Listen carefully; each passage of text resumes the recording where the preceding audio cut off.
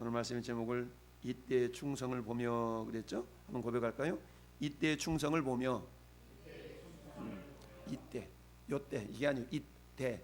사람의 이름이 이때란 얘기인데 이때의 충성을 보며. 자, 이때라는 이름의 뜻이 나와 함께라는 의미가 있다고 그래요. 나와 함께. 이름 우리가 나와 함께. 하나님과 함께, 하나님의 백성. 자, 어쨌든 오늘 본문 속에 나타나 있는 두 사람, 한 사람은 다윗, 한 사람은 이때. 이 두 사람이 어떤 주인공으로 등장하는데요. 하나님이 두 사람을 등장시켜서 과연 우리에게 어떠한 교훈을 갖게 하기를 원하시는가? 우리 본문을 전체적으로 한번 살펴보고 하나님이 주신 교훈을 받기를 원합니다. 13절은 이렇게 기록하고 있죠. 전령이 다윗에게 와서 말하되 이스라엘이 인심이 다 압살롬에게로 돌아갔나이다 한지라. 인심이 다 압살롬에 돌아간 이유가 왜 그럴까요? 왜 인심이 다 돌아갔어요? 몇 가지 이유가 있겠지만 첫째는 앞에 보면은 7절 말씀 뭐라고 그랬어요? 4년 만에 압살롬이 왕께 아뢰되 내가 여호와께 서원한 것이 있사오니 청하건대 내가 헤브론에 가서 그 서원을 이루게 하소서 그랬죠. 4년 만에, 즉 이 압살롬이 고향을 떠나서 그야말로 구슬 땅에서 3년, 다시 또 요압을 통해서 고향 땅으로 돌아왔지만 아버지를 못 본 지 2년, 그죠? 도합 5년이 실렸어요. 그러고 나서 요압을 협박해가지고 다윗 왕을 만난 이후에 4년이 지났다라는 얘기입니다. 그러면 그 4년 동안 압살롬이 한 일이 뭐예요? 한마디로 정변을 꿈꿨죠. 정변을, 쿠데타를 꿈꿨다라는 얘기입니다. 그러는데요, 쿠데타를 꿈꾸면서 하나하나 그 작업을 해나가는 데 있어서 가장 먼저 했던 일이 뭡니까? 민심을 사로잡는 일이었죠. 오늘날에도 민주당이 됐든 국민의힘이 됐든 그야말로 국민들의 뜻, 민의가 어디 있는가라는 걸 알아보기 위해서 수많은 여론기관들을 통해서 이번 주는 국민의힘이 몇 프로, 민주당이 몇 프로, 또 한쪽에 지난주에는 몇 프로, 다양한 여론조사를 통해서 민의가 어디 있는가를 이렇게 조사하는 그런 것을 우리가 봅니다. 그러면서 대통령의 정책 방향과 대통령이 추진하고자 하는 어떤 그런 모습들도 우리가 여론의 영향을 받지 않을 수가 없는 그런 시대에 우리가 살아가고 있는데요. 마찬가지 이 시대에도 백성들의 마음이 어디 있는가는 굉장히 중요했습니다. 그런데 이 4년 동안 압살롬이 했던 일은 첫째, 그야말로 백성들의 마음을 훔치는 일을 했던 거죠. 그래서 그야말로 6절 말씀 하반절 말씀 뭐라고 그랬어요? 이스라엘 사람의 마음을 압살롬이 훔쳤다는 얘기는 정상적인 방법이 아니었다는 얘기죠. 정상적인 방법이 아니라 비정상적인 방법으로 백성들의 마음을 이렇게 자기에게로 돌이켰다라는 얘기입니다. 근데 그 정상적이지 않은 방법이 뭐였어요? 거짓말로 백성들의 마음을 이렇게 자기에게로 돌이키는 일을 했죠. 그러니까 뭐가 원통한 일이 있으면 대부분 왕께 가서 구하는 그런 일들이 있었는데, 왕께로 가는 사람들만 붙들어 놓고 왕이 당신을 위해서 그 대변할 만한 그런 사람을 세우지 않았어. 그러면서 백성 편에 들어선 것처럼 이렇게 위로하고 막 입 맞춰주면서 이렇게 압살롬이 백성들의 마음을 훔치기를 4년이 지났다는, 이 4년 만에 드디어 거사를 이룰 그런 기회가 이루어진 거죠. 뿐만 아니라 첫 번째는 마음을 훔쳤기 때문에 그랬고, 두 번째는 왜 그래요? 다윗은 전쟁을 많이 한 사람이잖아요. 그러니까 전쟁을 하게 되면 반드시 갖춰져야 될 게 뭡니까? 군량미, 세금 이런 것들이 막 증발될 수밖에 없잖아요. 그러다 보니까 백성들이 어찌 보면은 이 전쟁에 지쳤다라고 볼 수도 있어요. 그러니까 어때요? 이 압살롬이라는 사람이 백성들의 말을 훔쳐가지고 뭔가 새로운 시대를 열어보겠나고 막 열어보겠노라고 하니까 백성들의 마음이 어때요? 그동안 막 전쟁이 지치고 세금 내야지, 막 징발해야지 이런 것에 대해서 지치다 보니까 이 백성들의 마음이 압살롬에게 어찌 보면 또 쉽사리 넘어갈 수도 있었다라고 볼 수가 있죠. 그러니까 어때요? 결론은 뭡니까? 다윗은 누가 세운 거예요? 하나님이 세운 거잖아요. 그러니까 하나님이 세운, 그야말로 하나님이 세운 왕임에도 불구하고 지금 압살롬은 스스로 왕이 되겠다고 하는 거 아니겠어요? 근데 백성들의 마음은 어디로 기울어졌어요? 하나님이 세우신 신본주의적인 그런 통치보다는 인간에 의한 인본주의적인 그런 통치자에게로 마음이 이렇게 쏠리게 되었다라는 얘기죠. 이건 한마디로 말하면 뭐예요? 그들의 신앙이 해이되어졌다라고 말할 수가 있죠. 왜 그러겠어요? 자신들의 이익, 자기들의 유익을 위하여서 쫓아가는 그런 모습으로 볼 수가 있는 것이죠. 이와 반면에 오늘 본문에 등장한 다윗과 이때의 모습은 자신의 유익을 구하지 아니하는 이런 모습으로 서로 상반되어진 대조적인 모습을 보여주고 있습니다. 어쨌든 13절은 인심이 다 압살롬에게로 돌아갔다. 근데 어때요? 그야말로 다윗의 충복이었던, 다윗의 신복이었던 12절 말씀 보니까 제사 드릴 때에 압살롬이 사람을 보내 다윗의 모사 길로 사람 아히도벨. 그러니까 다윗의 모사 아히도벨은 오늘날로 말하면 누구예요? 비서실장이잖아요. 대통령 비서실장을 빼가 버린 거예요. 그러니 대통령 비서실장을 빼갔으니까 대통령 의중을 가장 잘 아는 사람을 빼가 버렸으니까 어때요? 다윗 왕에게는 엄청난 마음의 상실감도 있었지 않았겠어요? 그러면 다윗의 모사 길로 사람 아히도벨은 이 길로 사람이라고 했거든요. 길로는 지금 압살롬이 거사를 반역을 일으키는 데가 어디예요? 헤브론이잖아요. 헤브론은 예루살렘으로부터 남서쪽이요. 남서쪽으로 약 그 30여 킬로 떨어진 곳이었어요. 그러니까 여기서 한 오산 정도 그 정도 거리인 겁니다. 그와 반면에 이 길로라는 그 지역은 헤브론과는 한 8킬로 정도 떨어졌어요. 그러니까 오산에서 저 서정리 저 북쪽까지 이 정도 되겠죠.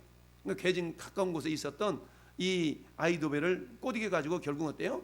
반역하는 일이 참가를 시켰다는 얘기입니다. 그러니 다윗 입장에서 볼 때는 굉장히 마음이 좀 아팠겠죠. 왜? 자기의 모사였던 사람이 그야말로 압살롬의 반역에 동참한 일을 해버리니까 얼마나 마음이 아팠겠어요? 이게 이제 14절에 지금 반역의 배경이 되겠죠. 이 소식을 전해들은 다윗이 했던 일이 뭡니까? 황급하게 도피를 준비하는 내용이 이제 13절부터 17절까지 어떤 전체적인 상호로 나타나 있죠. 13절은 배경이라 그러면 14절부터 17절까지는 황급하게 이제 도망하려는 그런 모습. 14절 보니까 하반절에 빨리 가자 두렵건대 그가 우리를 급히 따라와 우리를 해하고 칼날로 성읍을 칠까 하노라. 여러분, 이 압살롬이 반역을 일으켜 가지고 지금 왕이 됐다라고 선포하고 있다면 다윗은 어때요? 용사였잖아요. 골리앗을 그야말로 물맷돌 5개로 물리친 장군이잖아요. 아무리 나이가 들었다 할지라도 그런 용맹스러움이 어디로 다 사라졌는지 다윗은 아예 싸울 생각조차를 하고 있지 않잖아요. 왜 그렇다면 다윗처럼 빨리 도망가면서 싸움을 하려고 하지 않았을까? 몇 가지 이유가 있는데 첫 번째는 한마디로 말하면 싸우기를 싫었던 거예요. 한마디로 말해요. 싸우기를 싫어. 왜요? 싸움을 하면은 어떤 일이 발생하여? 두렵건대 그가 우리를 급히 따라 우리를 해하고 칼날로 성읍을 칠까 하노라. 그러니까 동족 상잔의 비극이 일어날 것을 이 다윗은 원하지 않았던 겁니다. 다시 용맹스러워서 압살롬과 싸워서 이길 수도 있지만 그 과정에서도 어떻게 됩니까? 많은 사람들이 죽어나갈 수 있는 그런 상황이다 보니까 아예 싸움을 피한 겁니다. 첫 번째는 이처럼 동족 상잔의 비극을 막기 위해서 이처럼 칼날로 성을 칠까 하노라 라는 그런 마음가짐 때문에 이 전쟁을 빨리 회피하고 도망가는 것을 선택을 했다라고 볼 수가 있고요. 두 번째는 뭐냐면 우리 12장 볼까요? 12장 넘겨가지고 12장 10절 봅시다. 12장 10절 보면 자 9절 10절 같이 한번 읽어볼까요? 그러한데 어찌하여 내가 여호와의 말씀을 업신여기고 나 보기 악을 행하였느냐? 내가 칼로 햇사람 우리아를 치되 암몬 자손의 칼로 죽이고 그의 아내를 빼앗아 내 아내로 삼았도다. 이제 네가 나를 업신여기고 햇사람 우리아의 아내를 빼앗아 내 아내로 삼았은즉 칼이 내 집에서 영원토록 떠나지 아니하리라 하셨고, 이처럼 하나님이 누굽니까? 이 나단을 통하여서 이 다윗을 책망하잖아요. 물론 다윗이 회개하는 모습을 보이잖아요. 회개하는 모습을 보였긴 했지만은 어떻습니까? 그 회개하는 모습을 보였지만 그래도 하나님의 어떤 심판은 거둬들이지 않았던 거죠. 그러다 보니까 아들 압살롬이 반역하는 이 모습을 하나님이 자신을 향하여서 남기셨던 그 심판의 메시지가 지금 임하고 있구나라는 것으로 겸손하게 그 하나님의 심판을 받아들이는 그런 입장으로 우리가 볼 수가 있는 겁니다. 그러다 보니까 싸우지 아니하고 하나님의 심판을 겸손하게 겸허하게 받아들이는 그런 어떤 모습을 우리가 보여주고 있다라고 볼 수가 있습니다. 이렇게 해서 싸우지 않냐고 빨리 신속하게 도망가는 그런 모습을 보이고 있는데요. 자, 그랬더니 왕의 신하들이 왕께 이르되 우리 주 왕께서 하고자 하시는 대로 우리가 행하리이다. 보소서 당신의 종들이니라. 그러니까 그나마 그 다윗을 추종했던 그 세력들은 어때요? 반역에 가담하지 않고 왕 뜻대로 하십시오라고 하면서 도망자의 신세였던 다윗과 함께하는 동행하는 모습을 보이고 있죠. 그런 때 이제 다윗이 가족들을 다 챙겨서 같이 피난 길을 동행하는 그런 상황 속에서도 10명의 후궁을 남겨서 왕궁을 지키게 하고 한 원죄의 은혜를 베푸셔서 돌아가게 할 줄 모르니까 한번 관리하라는 그런 의미였겠죠. 그런 때 17절 말씀 어떤 말씀 17절 보니까 왕이 나감에 모든 백성이 다 따라서 벤메르악에 이르러 멈춰섰다. 벤메르악은 이게 다윗이 머물고 있는 어떤 그 궁전 중에 하나인데 좀 멀리 떨어져 있다라는 의미가 그 이름의 뜻이라고 저 밑에 보니까 적혀 있죠. 자, 그래서 먼 곳, 멀리 있는 곳, 멀리 있는 집이라는 뜻인가 먼 궁이라는 얘기죠. 그러니까 아마도 예루살렘 밖에 있는 어떤 외딴 곳에 다윗이 있던 별궁이라고 볼 수가 있는데요. 자, 그곳에 멈춰선 거예요. 이제 어때요? 예루살렘을 떠나려다 보니까 미련이 남아 있었겠죠. 그래서 마지막으로 이 별궁을 떠나기 앞서서 탁 멈춰서서 이제 자기를 따라서 함께 가야 될 백성들과 군인들을 한마디 하면 계수한다고 볼 수가 있죠. 그러면서 뭐예요? 가만히 서서 이제 함께하고 있는 사람들이 이렇게 지나가는 것을 서열이라고 뭐라고 그러죠? 이렇게 하는 그런 모습이죠. 그래서 그의 모든 신하들이 그의 곁으로 지나가고 그 모든 그렛 사람과 모든 블렛 사람과 왕을 따라 가드에서 온 모든 가드 사람과 600명이 왕 앞으로 이렇게 행진하였더라. 사열 받는다고 그러죠. 사열 받는다고 그러죠. 그래서 지금 사열을 받고 있는 겁니다. 자, 근데 그때에 누가 눈에 들어왔냐면 가드 사람 이때라는 사람이 들어왔죠. 가드 사람 이때. 자, 가드 사람 이때라는 것은 나와 함께라는 뜻이 있다고 했죠. 이때는 유대인이 아니잖아요. 이때는 어느 사람이에요? 가드 사람. 가드는 어느 성읍이에요? 가드는 블레셋의 5개, 5개의 성읍 가운데 한 성읍이잖아요. 그러니까 가드 사람 이때가 말하기를 어찌하여 너도 우리와 함께 가려고 그러냐? 너는 쫓겨난 나그네이니. 그러니까 다윗이 사울 왕에게 쫓겨다니면서 블레셋 땅에도 들어갔다가 오기 땅에도 들어갔다가 도망자 신생을 12년 동안 도망 다니잖아요. 그런 가운데 다윗을 신뢰하고 따라왔던 그런 사람 중에 한 사람이었던 거죠. 그러면서 그때에 왕이 가드 사람 이때에게 이르되 어찌하여 너도 우리와 함께 가느냐? 너는 쫓겨난 나그네이니 돌아가서 왕과 함께 네 곳에 있으라. 무슨 말입니까? 너가 우리와 함께하고 있는지 오랜 세월이 지나지 않았으니까 넌 빨리 돌아가서 네 목숨 부지하고 그냥 너 마음 이렇게 바꿔가지고 그냥 압살롬 섬기면서 네 앞날을 좀 도모해. 이러고 있는 것이죠. 그러니까 다윗은 자기가 도망자의 신세이면서도 지금 누구 생각을 하고 있어요? 이때의 생각을 하고 있는 거죠. 이때가 함께 간다고 그러니까 야 고맙다. 나 이게 도망자인 나하고 같이 가려고 그러니 고마워. 이러지 않냐고. 따라오지 마. 너 빨리 가가지고 저 압살롬 휘하에 들어가가지고 네 앞날이나 좀 이렇게 해. 이러고 하면서 이때의 앞날을 이렇게 지금 생각해 주고 있는 겁니다. 그러면서 너는 어제 왔고 어제라고 그래요. 바로 이 어제 yesterday 이걸 말하는 게 아니고 다윗에게 온 지가 멀지 않아 오랜 세월이 지나지 않았다는 의미예요. 너는 어제 왔고 나는 정처 없이 가니 오늘 어찌 너를 우리와 함께 떠돌아다니게 하리요. 너도 돌아가고 네 동포들도 데려가라. 은혜와 진리가 너와 함께 있기를 원하노라 라고 지금 이렇게 축복해 주면서 이때를 떼 보내려고 이렇게 하고 있는 거예요. 근데 그때 이때가 그 유명한 신앙 고백 마치 룻이 나오미를 떠나지 않으면서 동행하면서 했던 믿음의 고백과 거의 비슷한 고백을 하고 있는 걸 봅니다. 21절을 같이 한번 읽어볼까요? 이때가 왕께 대답하여 이르되 여호와의 살아계심과 내 주 왕의 살아계심으로 맹세하옵나니 진실로 내 주 왕께서 어느 곳에 계시든지 사나 죽으나 종도 그곳에 있겠나이다 하니 아멘. 이때의 결연한 의지가 확고함을 다시 확인한 거죠. 확인하고 어찌 보면은 이렇게 19절 20절은 이때의 마음을 떠보는 그런 질문일 수도 있고요. 그런 말일 수도 있죠. 그런데 이때가 어때요? 자기의 유익을 위하여서 다윗을 떠나는 것이 아니고 의리를 지키면서 뭐라고 해요? 하나님의 살아계심, 왕이 살아계심으로 맹세하옵나니 진실로 내가 왕께서 어느 곳에 있든지 어느 곳에 계시든지 사나 죽으나 종도 그곳에 있겠나이다 라고 지금 이렇게 맹세를 하죠. 이 세 가지, 여기 보니까 21절을 굳이 구분한다면 세 가지 어떤 맹세로 볼 수가 있어요. 첫 번째 결단, 세 가지 맹세와 결단인데, 첫 번째는 뭡니까? 왕께서 계시는 곳에 나도 있겠다는 얘기죠. 왕께서 계시는 곳에 나도 있겠다.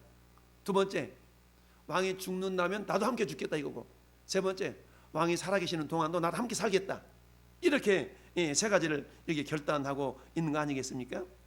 여러분, 이 결단과 유사한 결단이 우리 룻기서로 한번 올라가 볼까요? 룻기서, 사사기, 룻기 1장. 자, 사사기 다음에 룻기서인데, 룻기 1장 보면 자 15절부터 우리 17절까지 한번 같이 한번 읽어볼까요? 15절부터 17절까지 시작. 나오미가 또 이르되 보라 내 동서는 그의 백성과 그의 신들에게로 돌아가나니 너도 너희 동서를 따라 돌아가라 하니, 룻이 이르되 내게 어머니를 따르지 말고 돌아가라 강권하지 마옵소서. 어머니께서 가시는 곳에 나도 가고 어머니께서 머무시는 곳에 나도 머물겠나이다.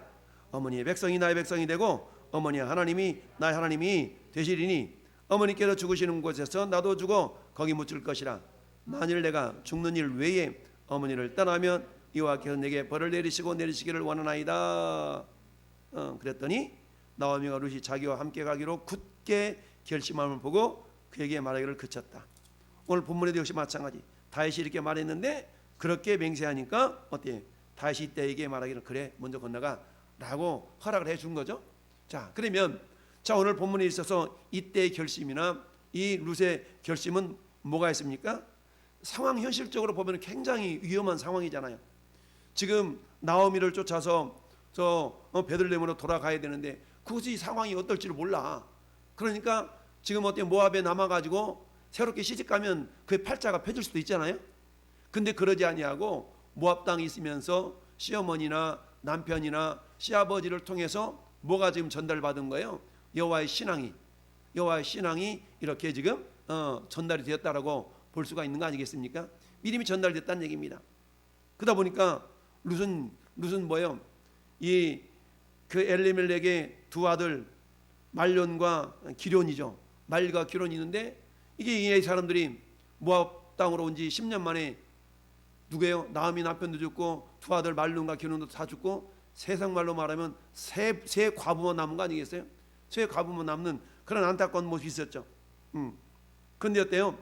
여기서 2절 말씀에 그 사람 이름은 엘리멜렉이요 그 아내 이름은 나오미요 그리고 아들 이름은 말론과 기련이니 이 에브람 사람 베들레헴 사람인데, 근데 이들이 떠나가지고 며느리를 맞이했는데 4절 말씀 보니까 모압 여자 중에 그의 아들 아내를 맞이했는데 하나 이름은 오르바요 그리고 하나 이름은 룻이더라라고 그랬죠. 오르바와 룻을 맞이했어. 근데 우리 조 목사님이 강의에도 있더구만. 여기서 누가 큰 며느리인 것 같아요? 여기 누가 큰 며느리예요? 오르바가 큰 며느리 같잖아요. 근데 오르바가 큰 며느리 아니고 저기 룻기 4장 보면 4장 10절 넘어가 보세요. 룻기서 4장 10절 시작. 룻기서 4장 10절 시작. 또 말론의 아내 모압 여인 룻을 사서 나의 아내로 맞이하고 쭉 그랬죠. 그러니까 말론이 큰아들인데 큰아들의 아내가 룻이었어요. 그러니까 이거 이제 우리가 목사님이 그 강의에서 그런 말씀을 하셨는데 요 키아즘 구조가 그런 구조라는 거예요. 그런 구조를 통해서 실상은 순서가 오르바가 먼저 나왔기 때문에 큰 며느리인 것 같은데 실상 큰 며느리가 아니고 룻이 큰 며느리인 거죠. 이런 어떤 그런 모습이 있는데 어쨌든 이 룻이 6가지의 결단을 하거든요. 6가지 결심을 하는 겁니다. 16절 말씀 보니까 첫째, 어머니를 떠나라 그러지 마세요. 두 번째, 나를 돌아가라 강권하지 마세요. 세 번째, 어머니 가시는 곳에 나도 가고 어머니 머무는 곳에 나도 머물겠습니다. 그 다음에 뭐예요? 네 번째, 어머니 백성이 나의 백성이 되겠습니다. 어머니 하나님이 나의 하나님 되겠습니다. 다섯 번째, 여섯 번째는 어머니가 죽으신 곳에 나도 죽어서 거기에 묻히겠습니다 라고 여섯 가지 결단을 하거든요. 이 여섯 가지 결단은 결국 뭐예요? 오늘 이 시대를 사는 저 여러분들에게 도전 주는 말씀인데, 이 결단의 모습이 오늘 이때는 누구예요? 이방인이잖아요. 이방인. 여러분, 이 당시에 유대인들의 사고는 뭐예요? 아브라함의 자손이 아니면 이방인으로서 구원에서 제외된다라고 여겼던 그런 시대의 사람들이잖아요. 그럼에도 불구하고 다윗의 의식 속에는 뭐가 있어요? 이방인을 이방인처럼 여기지 않냐고, 너도 함께 한마디로 말하면 아브라함의 자손이 될 수 있다라는 그런 믿음의 선포가 있는 건데, 이것은 예수께서 요한복음 4장에 사마리아 여인, 우물가에 있는 사마리아 여인을 찾아가서 그를 구원시키고자 하신 예수님의 마음과 오늘 본문의 다윗의 마음은 같은 거예요. 이처럼 우리 주님은 어때요? 할례가 있는 혈통적인 유대인이 아니다 라고 주님이 말씀하셨던 것처럼, 여러분, 주님 말씀 있는 것처럼 오늘 이 다윗의 마음도 그랬던 거죠. 그러면서 그런 이때는 충성스러운 모습이었던 거죠. 이때가 나중에 뒤에 가가지고 이 압살롬이 했던 이 뭡니까, 이 전쟁을 이렇게 처리하는 데 있어서 굉장히 중요한 역할을 감당을 하죠. 그때 이 다윗이 이때에게 부탁을 하죠. 내가 압살롬을 죽이지 말아라 라는 부탁을 할 정도까지 이때라는 사람은 굉장히 충성스러운 용맹스러운 신하였던 것을 보게 됩니다. 그러면서 다윗이 이때에게 이르되, 그래 그러면 앞서가라 라고 했더니 가드 사람 이때와 그의 수행자들과 그와 함께한 아이들이 다 건너갔다. 여러분, 우리 22절을 보면 이때라는 사람의 인격을 볼 수가 있어요. 오늘 본문에 다시 돌아와서 이때는 어떤 사람이었어요? 자기 휘하에 있는 사람들이 이때를 전적으로 신뢰하고 있다라는 걸 볼 수가 있죠. 그 누구도 어때요? 반대하고 나는 안 갈래 라고 했다는 말이 없는 것을 보면서 이때 건너가라 그랬더니 함에 가드 사람 이때와 그의 수행자들과 그와 함께한 아이들이 다 건너갔다는 얘기는 뭐예요? 그만큼 평상시에 이때가 자기와 함께한 사람들에게 모범을 보여주는 그런 모습을 우리가 생각해 볼 수가 있습니다. 그래서 결국 어때요? 그 시내가 기도는 시내인데, 기도는 시내 가서 광야길로 그야말로 피난자의 생활을 이렇게 하고 있다. 이게 오늘 전체적인 모습이에요. 그렇다면 오늘 등장인물 가운데 우리가 다윗과 이때 이 두 중심의 인물을 통해서 하나님이 저와 여러분에게 어떤 교훈을 갖기를 원하시는가 몇 가지만 생각해 보면, 자, 이 첫 번째 다윗은요, 그야말로 자기 자신이 범죄함으로 말미암아서 환난을 받고 있는 것을 겸손하게 받아들였잖아요. 그러면서 다윗은 이 환난을 통하여서 여호와 신앙, 하나님 신앙이 회복된 거예요. 하나님 신앙이 회복됐다는 얘기입니다. 그러니까 어때요? 자기만 살려고 막 그런 아둥바둥하는 그런 모습이 아니라, 그런 위기 상황 가운데서 자기의 유익보다는 이때의 유익을 먼저 이렇게 생각해 주면서, 네 앞길을 이렇게 하면 더 잘 살 수 있으니까 이렇게 해 라고 지금 이렇게 안내해 줄 정도의 어떤 그런 모습이 있는 거 아니겠습니까? 그러면서도 다른 한편으로는 오늘 본문의 배경이 시편 3편이거든요. 오늘 시편 3편을 한번 봐볼까요? 시편 3편이 다윗이 압살롬 때문에 도망하면서 지었던 시예요. 자, 시편 3편 보면서 우리 시편 3편의 1절 한번 같이 읽어보자. 시작. 여호와여, 나의 대적이 어찌 그리 많은지요. 일어나 나를 치는 자가 많으니이다. 2절도 많은 사람이 나를 대적하여 말하기를 그는 하나님께 구원을 받지 못한다 하나이다.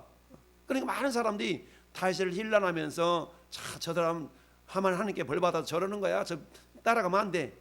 그 중에 한 사람이 누구라고요? 모사되었던 아이도벨이라는 사람이에요.